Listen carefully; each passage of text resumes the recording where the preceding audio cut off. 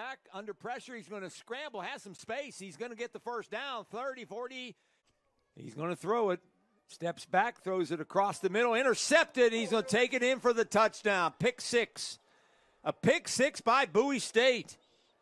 Man stepped in front of the LR receiver and was untouched down the sidelines. Boy, I tell you what, that was just, that was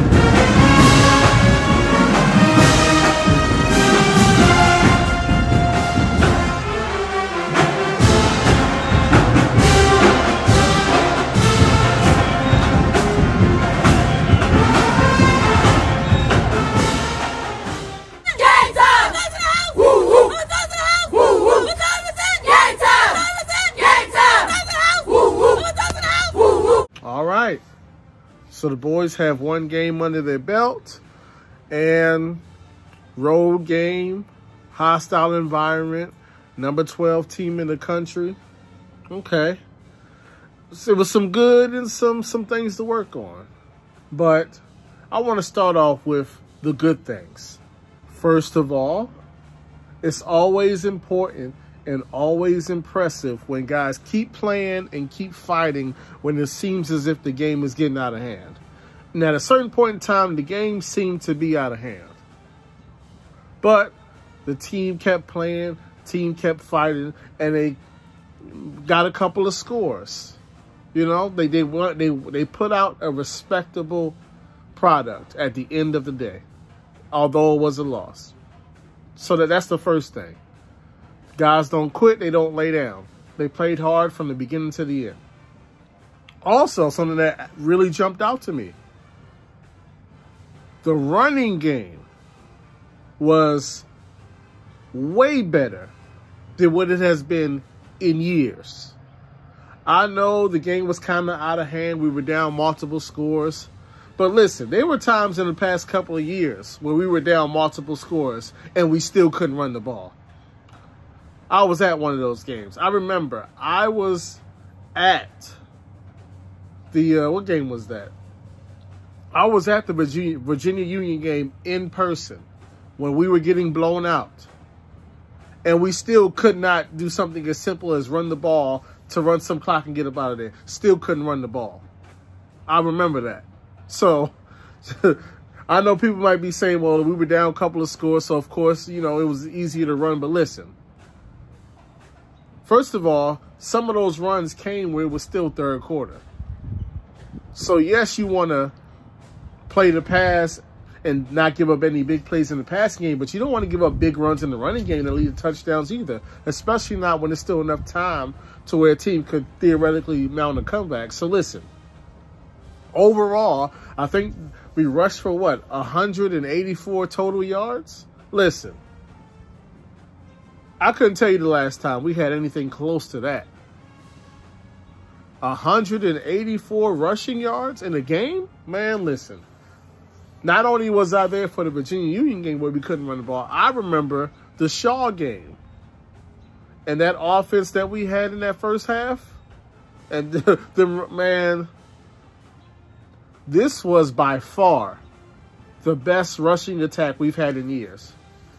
So that's a good sign. I got to take that. First of all, it looks like guys got some breakaway speed. Guys are hitting the holes. Holes are there. Guys are breaking tackles. Listen, the running game is much improved, and that was something that we were watching out for. And it was there. The secondary, we got some guys who can make some plays in the secondary. We got some good cover guys. We got some good guys that make plays on the ball. We're scoring on defense. So those are some things that I took away that I liked. The second quarterback that came in, he looked okay. He looked solid. He was able to make some plays after he settled down. It seems like the quarterback room is even deeper than what I thought it was. So we got to take, I got to throw that in there. That was also a positive. Running game looks better than it has looked in years. That's a positive. The quarterback room, we got 3 guys that, depending on who has it that day, they can play. That's a good thing. The secondary, ball hawks, that's a good thing. All right, but now we do have to talk about some other things. And I was talking about this with a guy on social media, D2 Ferg. And this is not just something I see with Bowie, but it's something that I see with a lot of different HBCUs in terms of their offenses. And this is my personal opinion. But in my personal opinion, I think that a lot of Division II offensive coordinators, play callers, they call games for the position that they want, right? Because ultimately, most guys, unless you're, an HBCU lifer, an HBCU grad, you got an alma mater that's an HBCU, for the most part, you want to be successful at the HBCU level, especially the D2 level, and then you want to move on to something else, right? And so what I see, in my personal opinion, from a lot of HBCU offensive coordinators is they call plays to show that they can call plays at a higher level, right? I said on Twitter, sometimes Bowie's offensive coordinator calls plays like he's at Oregon. The issue is he's in Bowie, Maryland, right? All these elaborate formations and super spread offenses and 35 drop back passes. It's like that's being done because guys want to show that they're a good offensive mind for the next job at the next level. When listen, we have athletes, we have guys that are capable, we have good receivers, we have talented quarterbacks.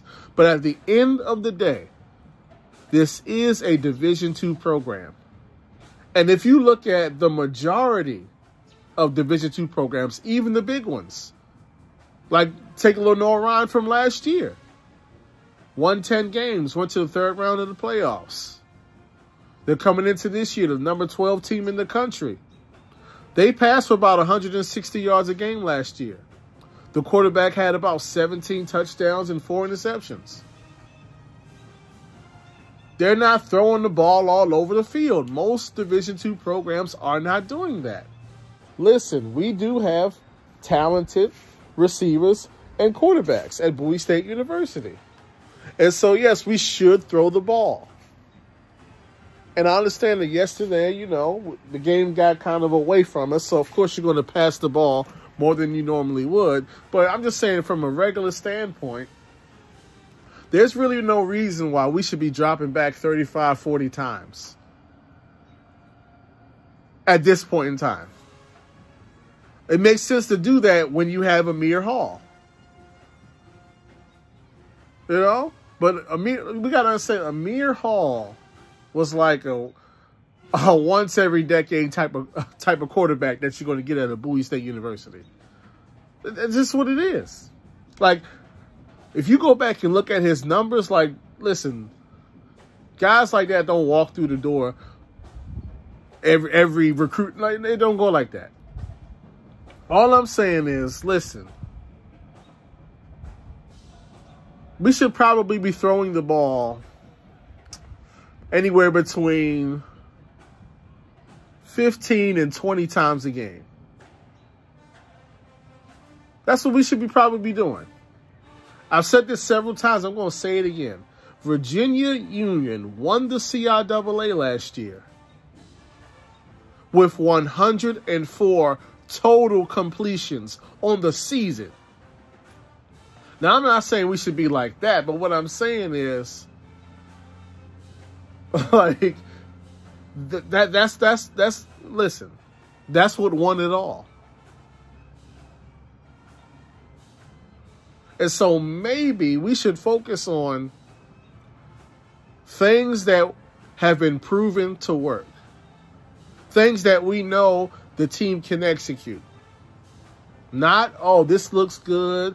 I can put this on the resume. I can, I want the press clippings of, oh, this high-powered offense in Boo. No. Figure out what works so that we can win games.